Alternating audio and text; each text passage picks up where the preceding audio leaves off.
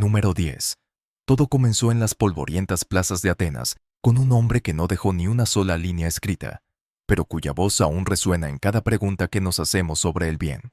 Sócrates, quien nos enseñó que la virtud es una forma de conocimiento, y que una vida sin examen, sin esa mirada crítica hacia nuestro propio interior, simplemente no merece ser vivida por el ser humano, sentando así el primer pilar de la ética occidental. La idea de que actuar correctamente no es seguir una tradición ciega, sino alcanzar la sabiduría a través de la honestidad y la razón. Número 9. Para Aristóteles, la moral no era una teoría abstracta, sino una disciplina práctica, una técnica que se perfecciona con la repetición constante y el hábito del carácter.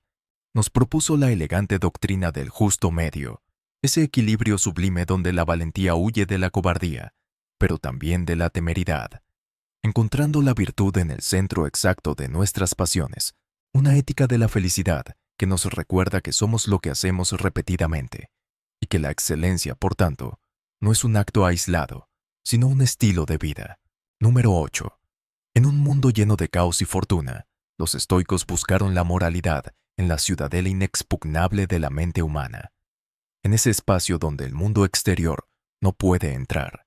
Séneca y Marco Aurelio nos enseñaron la dicotomía del control, la sabiduría de aceptar lo inevitable con serenidad, mientras concentramos toda nuestra voluntad en lo único que realmente nos pertenece, nuestro juicio, convirtiendo la ética en una resistencia interior, donde la verdadera libertad no consiste en cambiar el destino, sino en decidir cómo vamos a responder ante él.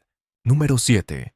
Con una mirada cruda y desprovista de ilusiones, Thomas Hobbes transformó la moral en un mecanismo de supervivencia, un pacto necesario para escapar de nuestra propia naturaleza violenta. Argumentó que sin leyes y sin un contrato social, la vida humana sería solitaria, pobre, tosca y breve, obligándonos a crear el concepto del bien como una herramienta para la paz colectiva. Así, la moralidad dejó de ser una aspiración divina para convertirse en un acuerdo racional, donde cedemos parte de nuestra libertad para no destruirnos los unos a los otros. Número 6. David Hume llegó para sacudir los cimientos de la razón pura, afirmando con audacia que nuestras distinciones morales no nacen del intelecto, sino de la profundidad de nuestros sentimientos. Para Hume, la razón es la esclava de las pasiones, y es nuestra capacidad natural de sentir empatía, de vibrar ante el dolor ajeno, lo que realmente define nuestra brújula del bien y del mal, desafiando la idea de que podemos deducir la ética como si fuera matemáticas, recordándonos que somos, ante todo, seres que sienten antes de pensar. Número 5. Pero el péndulo volvió a la razón con Immanuel Kant, quien buscó una ley moral universal y necesaria, tan inmutable como las leyes físicas que gobiernan el cosmos. Su imperativo categórico nos exige actuar solo según aquellas normas que desearíamos ver convertidas en leyes para toda la humanidad, sin excepciones, sin conveniencias, solo por puro deber, otorgando al ser humano una dignidad sagrada, al establecer que nadie debe ser usado nunca como un simple medio para un fin, sino siempre como un fin en sí mismo. Número 4. En el fragor de la era industrial, John Stuart Mill perfeccionó el utilitarismo, proponiendo que el valor moral de una acción se mide únicamente por su capacidad de generar felicidad. Pero Mill elevó la apuesta, aclarando que no buscamos cualquier placer, sino aquellos que nutren el intelecto y el espíritu, porque es mejor ser un humano insatisfecho que un animal complacido, centrando nuestra brújula ética en el bienestar colectivo y en la libertad individual como el camino más seguro hacia el progreso de toda la sociedad. Número 3. Friedrich Nietzsche irrumpió con la fuerza de un rayo, anunciando que los viejos valores habían muerto y que la humanidad se encontraba ante un abismo de vacío sin precedentes.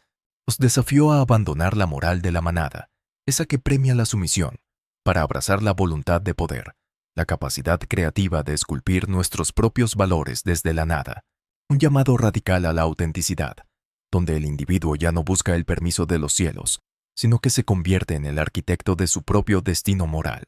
Número 2. Tras observar las cenizas del siglo XX, Hannah Arendt nos legó una advertencia escalofriante sobre la banalidad del mal, la idea de que la atrocidad no requiere monstruos, sino simplemente personas que han renunciado a pensar, que se limitan a seguir procesos y órdenes dentro de una burocracia ciega, desconectando su conciencia del mundo real. Su mensaje es vital. La moralidad es una actividad constante del pensamiento, un diálogo con nosotros mismos que nunca debemos permitir que se apague. Número 1. En la cima de esta evolución, Jean-Paul Sartre nos lanzó a la cara la verdad más pesada de todas. Estamos condenados a ser libres, sin excusas ni guías externas.